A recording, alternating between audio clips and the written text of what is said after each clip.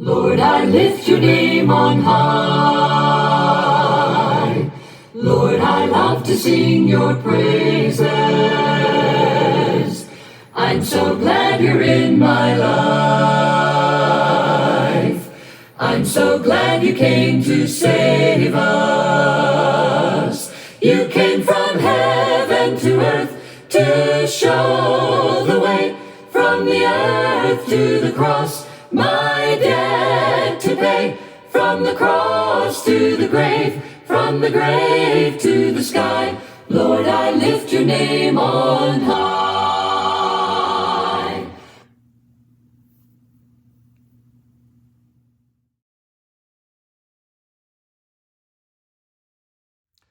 Hello, friends. Thank you for joining us for Lift, where we lift up Jesus Christ and lift up one another. The Apostle Paul said, encourage one another and build each other up. And that's exactly what we're doing, and we hope you'll feel uplifted. This is the last of our faith fixer-uppers tonight.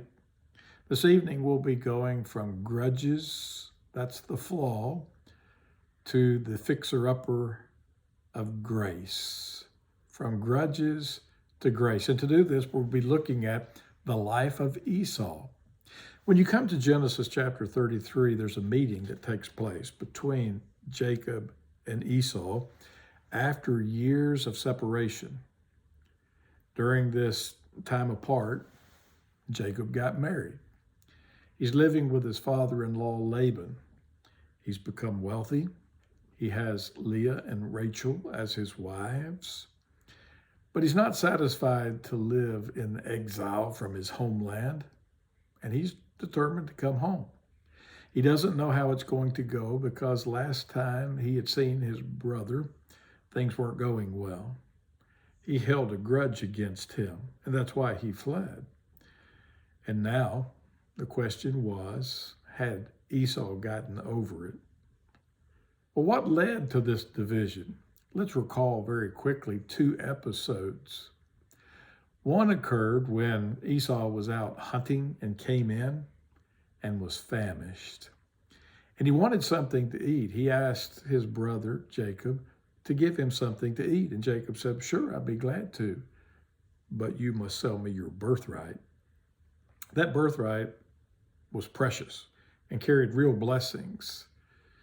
But apparently Esau must have reached that point where he wasn't just hungry, but he was a little worried.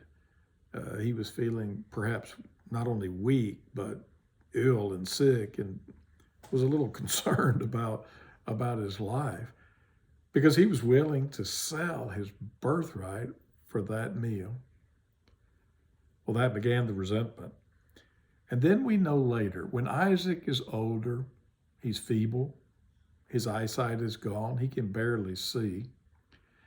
And Isaac realizes his days are numbered. He can't predict the day of his death. So he says to Esau, go out and catch some of that game I like and prepare it for me the way you know I love to eat it. And I'm going to give you my blessing. Well, Esau left, but Rebekah overheard what had happened. And she told Jacob that she had a plan. They were going to prepare some food, and Jacob would pretend to be his brother and go in and deceive his father and steal the blessing. Now, when Jacob heard the plan, he didn't say, Mom, we can't do that. That's wrong. He said, Mom, we can't do that. He'll know it's me, and I'll get in trouble. But Rebekah had a good plan. She knew that she could put animal skins on him so he would feel like the hairy skin of his brother Esau, and there would be the smell of the field upon him. And so they went ahead with the plan. Isaac knew something was wrong in his heart, but he was deceived, and he gave the blessing to Jacob. Well, as soon as he did, Esau comes in, and he says, here's the game, bless me, Father. And Isaac was outraged because he knew he had been duped. Well, the blessing was gone, and that could not be changed. Esau held a grudge. He said, I'm going to wait until my father passes, but as soon as he does, I'm going to kill my brother for doing me wrong. Well, Rebekah once again overheard, and she sends Jacob away so that some time can pass. Maybe he'll forget what has happened, or at least forgive. Well, the separation has been lengthy, and now Jacob is coming home. And Jacob hears that his brother is coming, bearing down on him with 400 men. He separates all of his family into different groups. First, the servant women and their children, and then Leah and her children, and finally Rachel and her children at the rear. And he comes to Esau. He comes bowing. And Esau bears down on him and falls upon him and kisses him. He embraced him and fell on his neck and kissed him, and he wept. Jacob could not believe the change that had occurred in his brother. His brother didn't even want the gift that Jacob had prepared for him. Esau said in verse 9 of chapter 33, I have enough. My brother, keep what you have for yourself. And Jacob replied this way, no, please, if I have found favor in your sight, then accept my present from my hand. If I have found favor, what is that? That's grace. He said, for I have seen your face, which is like seeing the face of God, and you have accepted me. What could be better?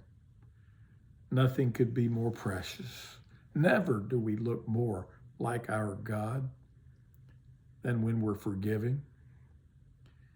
It was C.S. Lewis who told us that to be a Christian means to forgive the inexcusable in others because God has forgiven the inexcusable in us.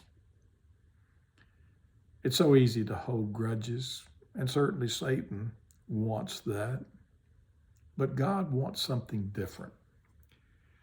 Sometimes it can take a long time. With Esau, it took many years, but now he's over it. He's counted his blessings. He doesn't want the guilt of a murder on his conscience, and he's grateful to have a brother again. I think the key to maturity is that it shouldn't take years to get over grudges. Maturity is the ability to process our emotions even when we're wronged. You see, Esau was wronged. Now, it's not that he wasn't culpable. No one forced him to sell his birthright. He had a part in it. And, it really wasn't Jacob who came up with the plan. If he blamed anyone, it should have been his mother. But it was easier to project his anger on someone else. But in any case, the ability to process our emotions and to move more quickly from grudges to grace, not in years, not in months, not in weeks, but maybe days or hours. That ability to be gracious means that we can let others see God in our face. That favor may be undeserved, and yet it is sorely needed. To fix up our lives, nothing is more important than developing this ability to forgive freely, to forgive completely, to forgive well. And so, I hope you enjoy your discussion tonight on moving from grudges to grace. God bless. You came from heaven to earth to show the way. from the earth to the cross, my debt to pay. From the cross to the grave, from the grave to the sky, Lord, I lift your name on high.